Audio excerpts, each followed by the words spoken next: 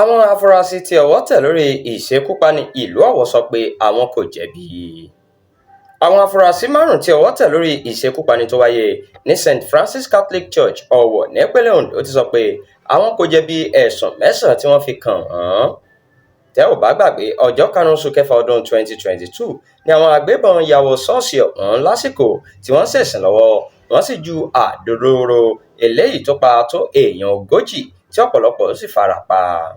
Lẹ́yìn ìwádìí ní ọwọ́ tẹ Idris Omiesa, Akazeem Idris, Jamiu Abdulmalik, Abdulhakeem Idris àti Otu Abubakar. Wọ́n sì kó wọn lọ síwájú onídàájọ́ Emeka Nwite nílé ẹjọ́ gíga ìjọba àpapọ̀ l'Àbújá lọ́jọ́ Monday tó kọjá. Agbẹjọ́rò tó ń ṣe ẹjọ́ náà sọ pé ọmọ ẹgbẹ́ Al-Shabab Terrorist Group ni wọ́n sì ní ibùgbà ní ìpínlẹ̀ Kogi. Ó ní ìjọba ìbílẹ̀ Adavi nípínlẹ̀ Kogi àti ìjọba ìbílẹ̀ Ose nípínlẹ̀ Ondo ni wọ́n ti gbìmọ̀ ìkọlù náà ṣáájú ìgbésẹ̀ tí wọ́n gbé. Ṣùgbọ́n nígbà tí wọ́n ka ẹ̀sùn 9 tí wọ́n fi kàn wọ́n sí wọn létí, wọ́n ní àwọn kò jẹ̀bi.